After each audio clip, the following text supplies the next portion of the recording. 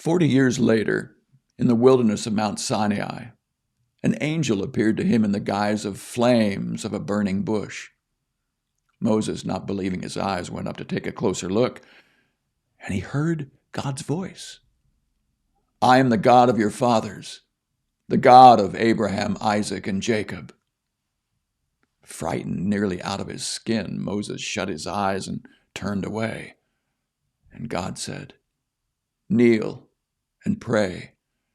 You are in a holy place on holy ground. I've seen the agony of my people in Egypt. I've heard their groans. I've come to help them. So get yourself ready. I'm sending you back to Egypt." This is the same Moses whom they earlier rejected, saying, "Who put you in charge of us?" This is the Moses that God, using the angel flaming in the burning bush, sent back as ruler and redeemer. He led them out of their slavery. He did wonderful things, setting up God signs all through Egypt, down at the Red Sea, and out in the wilderness for 40 years. This is the Moses who said to his congregation, "God will raise up a prophet just like me from your descendants." This is the Moses who stood between the angels speaking at Sinai and your fathers assembled in the wilderness and took the life-giving words given to him and handed them over to us. Words our fathers would have nothing to do with. They craved the old Egyptian ways, whining to Aaron, "Make us gods we can see and follow. This Moses who's got us out here miles from nowhere, who knows what's happened to him?" That was the time when they made a calf idol, brought sacrifices to it, and congratulated each other on the wonderful religious program they had put together. God wasn't at all pleased, but he let them do it their way, worship every new god that came down the pike, and live with the consequences. Consequences described by the prophet Amos.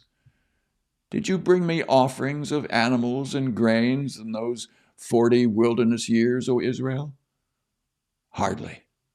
You were too busy building shrines to war gods, to sex goddesses, worshiping them with all your might. That's why I put you in exile in Babylon." And all this time, our ancestors had a tent shrine for true worship, made to the exact specifications that God provided Moses. They had it with them as they followed Joshua when God cleared the land of pagans, and still had it right down to the time of David. David asked God for a permanent place for worship, but Solomon built it. Yet that doesn't mean that the Most High God lives in a building made by carpenters and masons. The prophet Isaiah put it well when he wrote, "Heaven is my throne room. I rest my feet on earth. So what kind of house will you build me?" God says, "Where can I get away and relax? It's already built. I built it." And you continue so bullheaded, calluses on your hearts, flaps on your ears, deliberately ignoring the Holy Spirit. You're just like your ancestors. Was there ever a prophet who didn't get the same treatment? Your ancestors killed anyone who dared talk about the coming of the Just One. And you've kept up the family tradition. Traitors, murderers, all of you. You had God's law handed to you by angels, gift-wrapped, and you squandered it. At that point, they went wild. A rioting mob of catcalls and whistles and invective. But Stephen, full of the Holy Spirit, hardly noticed. He only had eyes for God, whom he saw in all his glory with Jesus standing at his side. He said, "Oh, I see it. Heaven wide open and the Son of Man standing at God's side." Yelling and hissing, the mob drowned him out. Now in full stampede, they dragged him out of town and pelted him with rocks. The ringleaders took off their coats and asked a young man named Saul to watch them.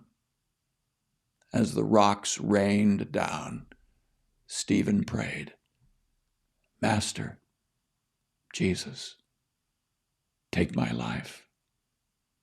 Then he knelt down, praying loud enough for everyone to hear, "Master, don't blame them for this sin." His last words. Then he died. Saul was right there. He was there, congratulating the killers.